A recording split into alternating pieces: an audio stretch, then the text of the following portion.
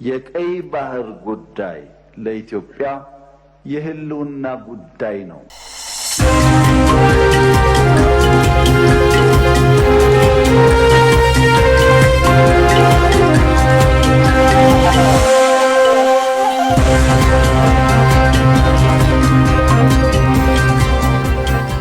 የአሜሪካ ውጭ ጉዳይ ቢሮ ኃላፊ ማርኮ ሩቢዮ በዩክሬን ሩሲያ ግጭት የሰላም ተስፋ በቀጣዮቹ ቀናት ካልታየ አሜሪካ ከማደራደር ራሷን እንደምታገል ተናግረዋል። የውጭ ጉዳይ ቢሮ ኃላፊው አሜሪካ የሚጨበጥ ውጤት ለሌለው ነገር ጊዜዋንና ሀብቷን አታባክንም ማለታቸው ነው የተነገረው። ከፊታችን ያለው ጥቂት ቀናትም አሜሪካ በድርድሩ ትቀጥላለች አሊያም አትቀጥልም የሚለውን ለመለየት ወሳኝ ጊዜ ስለመሆናቸው ነው የተሰማው። ቃላብ ግርማ ተጨማሪ አለው። As President Trump is now closing in on the 100-day mark of his second term, that's this Tuesday. A new CNN poll out this morning shows his approval rating dropping to 41%. ፕሬዝዳንቱ ጭንቅሌ ናቸው ስልጣን በእጄ ከገባች በ24 ሰዓታት ውስጥ ቋጨዋለው ያሉት ጦርነት መቋጫው ርቋቸው በስልጣን መንበሩ 99ኛ ቀናቸው ላይ ተገኝተዋል። በዚህ ላይ የ100 ቀናት የኦቫል ቆይታቸው በሲኤንኤን የህዝብ አስተያየት ሲገመገም ከ7 10 ዓመታት በላይ ታይቶ በማይታወቅ ደረጃ የወረደ ሆኗል። በአሜሪካ ታሪክ ባልተለመደ ሁኔታ የአንድ ፕሬዝዳንት የ100 ቀናት አፈጻጸም ከህዝብ ይሁንታ በጎደለበት በዚህ ጊዜ ከወደ አሜሪካ የዩክሬንንና የአውሮፓውያንን ጉሮሮ በድንጋጤ የሚያደርቅ ዛቻ ተሰምቷል። Secretary of State Marco Rubio signaled that the US could walk away from trying to broker a Russia-Ukraine peace deal. አሜሪካ በዩክሬንና በሩሲያ መካከል የቀጠለውን ጦርነት ለማስቆም የምታደርገውን ጥረት ልታቆም እንደምትችል ፍንጭ ሰጥታለች። የውጭ ጉዳይ ቢሮ ኃላፊዋ ማርኮ ሩቢዮ ደግሞ የዚህ ዛቻ አንደበት ናቸው። ይህ እጅግ ወሳኝ ሳምንት ነው የሚሆነው። እኛ በዚህ ጦርነት ውስጥ አደራዳሪ ሆነን መቀጠል አለብን አሊያም ትኩረታችንን ወደ ሌላ ነገር ማዞር አለብን የሚለውን የምንወስንበት ሳምንት ላይ እንገኛለን። እርግጥ በጦርነት ሰላም ሰፍኖ ተሳክቶልን መመልከት እንሻለን። በጎ ሐሳቢ መሆን እንደምንፈልገው እውነታውን ደግሞ መካድ የለብንም። ተቃርበናል፣ ግን በምንፈልገው ልክ መሻሻል አላየንም። ወደ ስልጣን መንበራቸው በድጋሚ ከተመለሱባት ሰዓት ጀምሮ በምስራቅ አውሮፓ ሰላምን ለማስፈን ሲጥሩ የነበሩት ፕሬዝዳንት ቁጣቸውን ገልጸዋል። በፖፕ ፍራንሲስ የሽኝት መርሃ ግብር ላይ ከፕሬዝዳንት ዜሌንስኪ ጋር ፊት ለፊት የመከሩት ፕሬዝዳንት ትራምፕ በወረሃ የካቲት ገንዘብና ስልጣን አንደበታቸው ተከፍቶ ሞራል 2 እርምጃ ወደ ኋላ ከተጓዘበት የኦቫል ክርክር በተሻለ የበሰለ ውይይት ከዜሌንስኪ ጋር ማድረጋቸውን ገልጸዋል።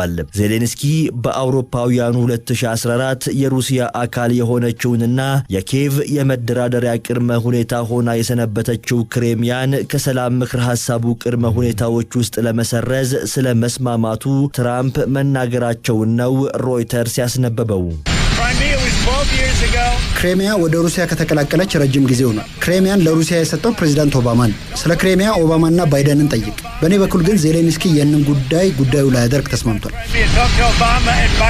ይህ በእንዲህ እንዳለ የ100 ቀናት አፈጻጸማቸው ሲገመገም ዝቅተኛ ውጤት የተመዘገበባቸው የውጭ ግንኙነት ፖሊሲያቸው ከባለፈው ወር ጋር ሲነጻጸር እንኳን በ3 በመቶ አሽቆልቁሎ ለታየባቸው ትራምፕና ለአይን ማራኪ የነበሩ ከተማዎቿ ወደ ፍርስራሽነት ለተቀየሩባት ለዛች የዳቦ ቅርጫት የብረት እምብርት ለነበረች ዛሬ ላይ ከታችና ከላይ እሳት ለሚዘንብባት ዩክሬን ቀጣዮቹ ቀናት እጅግ በጣም ወሳኝ ሊሆኑ እንደሚችሉ ተነግሯል። ለፕሬዝዳንት ትራምፕ ከእጃቸው በፍጥነት እየወጣ የሚገኘውን የህዝብ አመኔታ መልሶ ለመቆጣጠርና ወደ ነበረበት ለመመለስ ለዩክሬን ደግሞ ሰማያዊን በጀት ባህሯን በጦር መርከብ የሚያምሱትን የሩሲያ ሰራዊቶች እንቅስቃሴ እንዲሁም ጥቃት በስምምነት ለመቋጨት ወሳኝ እርምጃዎች የሚከናወኑባቸው ሊሆኑ እንደሚችሉ ነው ዘጋርዲያን በዘገባው ያመላከተው። የአሜሪካ የውጭ ጉዳይ ቢሮ ኃላፊ ማርኮ ሩቢዮ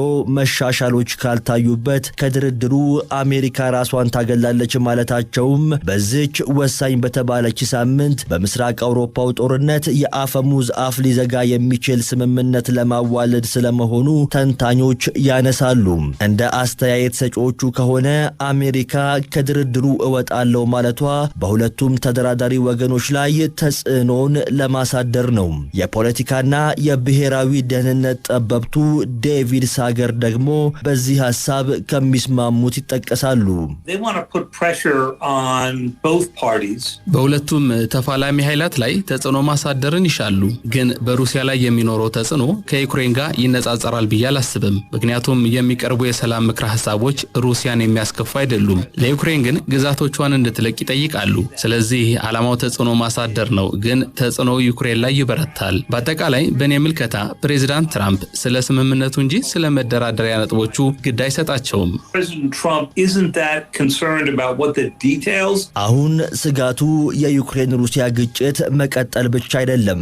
ዛሬ ላይ የምድራችን ሰቀቀን ከድርድሩ መሳካት አልያም አለመሳካት ተሻግሯል። የአሜሪካን የሰላም ምክረ ሐሳብ እየተቃወሙ የሚገኙ አውሮፓውያን አሜሪካ ከድርድሩ ራሷን ካገለለች ስለ ሩሲያ ቀጣይ እርምጃ የሚያውቁት ነገር የለም። ሩሲያም ብትሆን አሜሪካ ከዚህ ድርድር ራሷን ካገለለች በኋላ የውጭ ፖሊሲዋን ወደ የት እንደምትገለብጥ ግልጽ አልሆነላትም። We are now reaching a point where we need to decide and determine whether this is even possible or not. የዓመታትን የተሻገረው የሁለቱ ጎረቤት ሀገራት ፍትጊያ የሰላው ጫፍ ላይ መድረሱ እየተነገረ ነው። በስለቱ ጫፍ ላይም የሚረማመዱ ሀገራት በርክተዋል። የአውሮፓ ህብረት አባል ሀገራትና ዩክሬን በአንድ በኩል፣ ሩሲያ በሌላ በኩል፣ አሜሪካ ደግሞ ከመሃል የቆመች መስሏል። አንደኛው አገር አንደኛውንም እየወቃቀሱ ይገኛሉ። ፓኪስታን ድንበር ተሻጋሪ ሽብርተኝነትን ክሮስ ቦርደር ቴሮሪዝም የሚባለውን የደገፈ ጥቃት የፈጸመች ነው ስትል እንዲሁም ግጭቱ እንዲነሳ የቆሰቆሰች ነው ወይንም ደግሞ ነገር እየፈለገች ነው ስትል ህንድ ክስ ማቅረቧም ተገልጧል። ይህ ቢሆንም ግን ኢስላማባድ በሁኔታው እጇ እንደሌለበት በማስረዳት በተጨማሪም ደግሞ ኒው ዴልሂ የምታደርገውን ማንኛውንም ትንኮሳ እንደማትታገስና እንደያመጣጣቸው ደግሞ እንደምታስተናግዳቸው ነው እየተዘገበ የሚገኘው። እሷም የገለጸችው እንደዛ ነው።